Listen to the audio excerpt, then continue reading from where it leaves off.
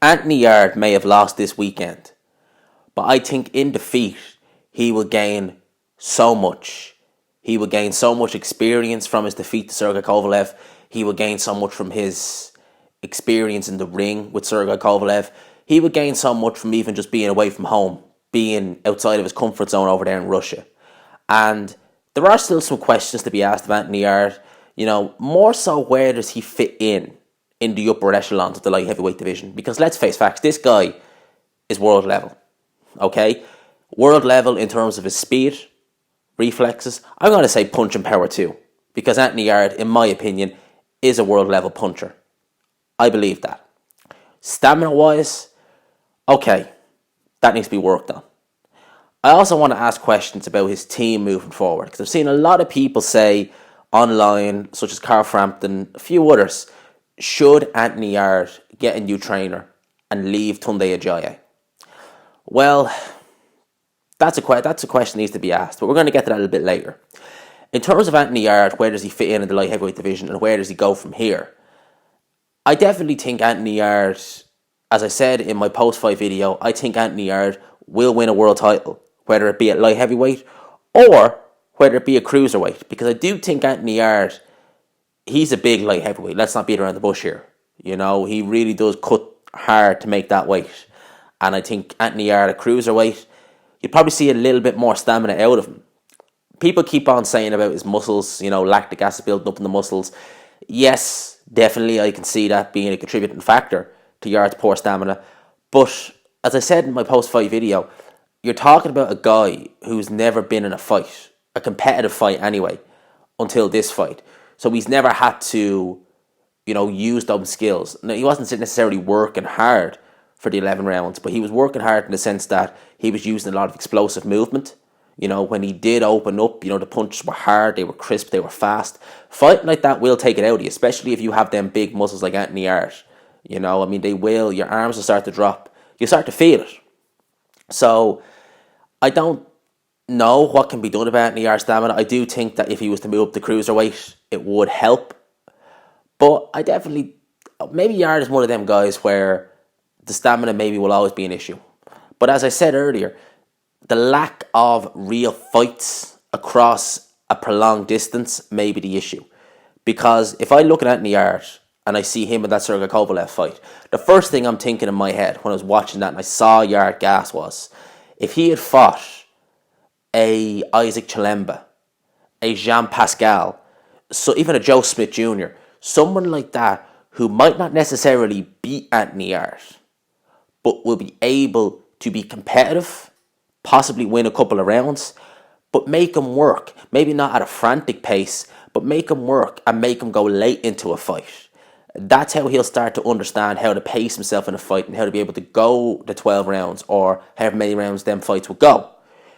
If you see him against the Travis Rivas and some of the other guys he's fought, they were terrible. They were the kind of people who Anthony Yarde could do what he wanted at will almost, because he knew he was safe, they weren't punchers, and they weren't very good. So Anthony Yarde could do it at his own pace, and when you're doing it at your own pace, it's a lot easier than when you're being forced to fight at a pace that's not for you. So if you look at some of those guys that I just mentioned, your Joe Smith Jr.'s, like your Shawnee Monaghan's, your Sullivan Barreras. Sullivan Barrera would be a very, very good shout. Cuban amateur, well-schooled. That'd be a very good shout for Anthony Yarde's next fight, if Sullivan Barrera is still fighting after his last fight with Jesse Hart. So if you look at that, and you think, if he'd fought guys like that, because I think Yarde could have beaten them guys. If you look at them and you say, right, if he had a fight like that before he fought Kovalev, it would have maybe put him in better stead. He would have been able to understand, okay, over the course of 12 rounds, I need to do this at such and such time, and this at such and such time, because it's a marathon, it's not a sprint. I need to conserve energy. And I think that would have helped. Now, in the 8th round, watching it back, I really do think Yarde went for broke in that round. And as I said in my post-fight video, when I saw Yarde throw that wild left hook and fall onto the ropes, part of me kind of thought, that's it. He's lost this fight, because I don't think he's anything left. He punched himself out, trying to get Kovalev out there. And when he threw them shots like the left hook and he fell onto the ropes, that was out of exhaustion. So the stamina definitely needs to be looked at. As for Yarde's chin, people have said he got knocked out by a jab. he was knackered. He was knackered. He'd taken a good few punches the round before. He was knackered. The guy had no energy left. It was more fatigue as opposed to the actual concussive nature of the punch that put Yarde down. I think Yarde's chin is fine. We took shots off Kovalev. He was still there. Plenty of people haven't. Plenty of people have been hit by less and they've gone down. Okay? Yarde definitely proved a lot of things. And I said that I do think he will win a world title. Do I think he should maybe go down to European? Not necessarily. Do I think he should stay at kind of fringe world level? Definitely. I wouldn't mind seeing him in there. Jean-Pascal would be a good shout. He's coming off the back of a good win over Marcus Brown. He's not necessarily the most dangerous light heavyweight out there, although some would say, well, look what he did to Marcus Brown. I've never really been sold on the idea of Marcus Brown, to be fair. I've seen enough of his fights, and the Badu Jack fight was a decent performance, to be fair, but the rest of them, I've never been sold on it. I think Marcus Brown is chinny. I think he is a very chinny fighter, and I think whenever you watch Marcus Brown, you see that he's very jittery when it comes to getting hit. So I think Marcus Brown is a chinny light heavyweight, and I don't really see... I've seen some people get hyped over Marcus Brown. I don't see what the hype was. I think Anthony Yarde would beat Marcus Brown. Personally, I think he'd probably stop him. So those are kind of thoughts I have about Anthony Yarde moving forward. As for his team, now I've seen a lot of people criticise Tunde Ajayi. Tunde Ajayi, as a trainer, if we're talking about fundamental boxing technique, the fundamentals, I think Tunde Ajayi is actually quite a good trainer. And I think there were fighters through the years who missed the boat when they didn't work with Tunde Ajayi. And one fighter that comes to mind who I think would have actually benefited and could have actually prolonged his career if he had worked with Tunde Ajayi would have been James DeGale. Believe it or not. Did he spend his whole career with Jim McDonnell? James DeGale was always someone who tried to have that kind of slick defense. Jim McDonnell doesn't really teach that. Tunde Ajayi does. If he had worked with Tunde Ajayi, because Tunde Ajayi has good fundamentals too, maybe that could have prolonged James DeGale's career a little bit longer. We could have maybe seen a better James DeGale. I think Tunde is very good from a technical point of view, definitely. From a PR point of view, not so much. The comments about Anthony Yarde being more talented than Andre Ward, they're laughable. Yes, I rate Anthony Yarde. Andre Ward is an all-time great.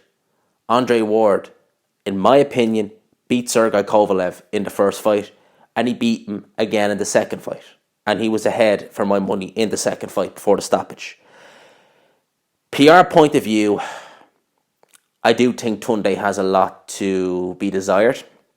A managerial point of view, I seen someone put up on Twitter, I don't know who it was, I forget now, but it was basically that Yarde's dad, and I think it might have even been Frank Warren as well, wanted Anthony to kind of go European route before he fought Kovalev.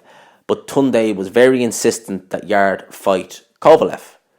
Well, as it turns out now, that was a mistake, because as Tunde says, timing was everything, and his timing was just that little bit off. So I think in terms of timing being everything, not necessarily quite for this fight. But do I think that Tunde is the right guy for Anthony Yarde? I do. I think Anthony Yarde should stay with Tunde Ajayi. It does raise an eyebrow when you hear the stories about Yarde and sparring, not really having competitive spars, very light spars, if indeed any. That needs to change. Yarde does definitely need to spar more. And, I think Tunde should really, really have a look at that and say, you know what, Anthony, let's get you in the ring sparring more, because you do need to. But in terms of technical point of view, I think Tunde's done a very good job at Anthony Yarde.